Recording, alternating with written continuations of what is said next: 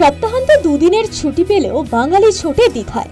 ঘরের কাছে অল্প সময়ে সমুদ্র ভ্রমণের কারণে দীঘা বাঙালির কাছে অতি জনপ্রিয়। এবার সেই দীঘাকেই নতুন করে সাজানোর পরিকল্পনা নিচ্ছে পরিবর্তনের সরকার। দীঘাকে বিশ্বমানের পর্যটন কেন্দ্র হিসেবে গড়ে তোলা হবে আগামী দিনে। দীঘার সঙ্গে সঙ্গে মন্দারমণি এবং তাজপুর সমুদ্র সৈকতেও ঢেলে সাজানো পরিকল্পনা রয়েছে সরকারের। চওড়া করা হবে সমুদ্র পাড়ের মেরিন ড্রাইভ। দীঘা যাতায়াতের ক্ষেত্রে সড়ক পথ ছাড়াও রেলপথও গুরুত্বপূর্ণ ভূমিকা গ্রহণ নিয়েছে। রেলপথ পরিকাঠামোর উন্নয়ন হচ্ছে। নন্দকুমার থেকে দীঘা পর্যন্ত ডাবল লাইন করা হবে।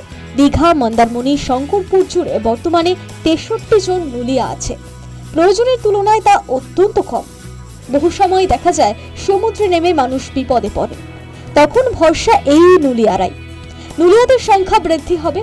দীঘা শঙ্করপুর উন্নয়ন পর্ষদের বৈঠকেও উঠে এলো এই বিষয়গুলি। মুখ্যমন্ত্রী শুভেন্দু অধিকারী জানান, দীঘার উন্নয়নে পর্যটকদের থেকে যে 10 টাকা করে নেওয়া হয় তা 1 জুলাই থেকে বন্ধ করা হবে।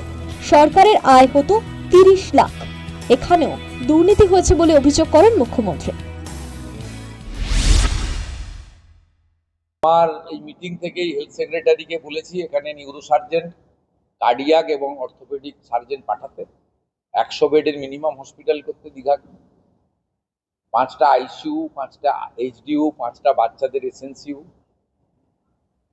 Trauma ambulance, AC dead body career, minimum একটা ইম্পর্টেন্ট টুরিস্ট স্পট, সেখানে যা যা দরকার সেটা বলা হয়েছে।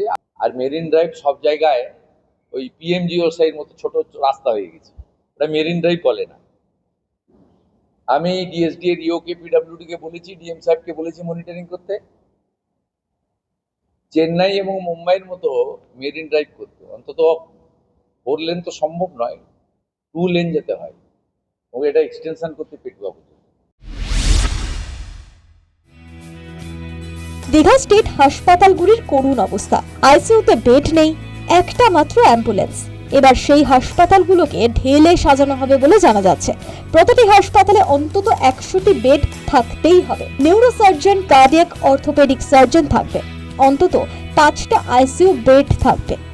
নয়াচরে মৎস্য হাব তৈরির যে ঘোষণা হয়েছিল তা নিয়ে বৈঠকে আলোচনা করেন মুখ্যমন্ত্রী। হলদিয়াকে নতুন করে সাজানো হবে। ড্রেজিং করে বন্দরের নাব্যতা বাড়ানো হবে। বন্ধ শিল্পকে পুনরুজ্জীবিত করা হবে। নতুন শিল্প আনা হবে। দাদন পাত্রবাড়ে গভীর সমুদ্র বন্দর নিয়ে মুখ্যমন্ত্রী জানান, এখানে সরকারের জমি রয়েছে। সমুদ্র বন্দর গড়ে উঠলে একটি বড় সাফল্য হবে। দাদন পাত্রবাড়ে আমরা মোটামুটি ডিপসি পোর্ট ঠিক করে ফেলেছি। 1700 একর জমি আমাদের হাতে আছে। ইন্ডাস্ট্রি ডিপার্টমেন্ট সেটা ইতিমধ্যে টেক আপ করেছে, এবং যত তাড়াতাড়ি সম্ভব প্রক্রিয়া কমপ্লিট করে আমরা যাতে আগের মতো শুধু ভাষণে নয় কাজে করতে পারি। 1700 একর জমি আমাদের হাতে রয়েছে, আর ওখানে ডেপথও ভালো রয়েছে, নাব্যতা। এটা একটা বড় অ্যাচিভমেন্ট হবে। পুরো এলাকার অর্থনৈতিক সিনারিও বদলে যেতে পারে। শুধু পরিষেবা এবং পর্যটকদের সুরক্ষা নিয়ে নয়, দীঘার রথযাত্রা উৎসব কিভাবে রীতিনীতি মেনে করা যায় তাও দেখা হবে বলে আশ্বাস দেন মুখ্যমন্ত্রী। News time.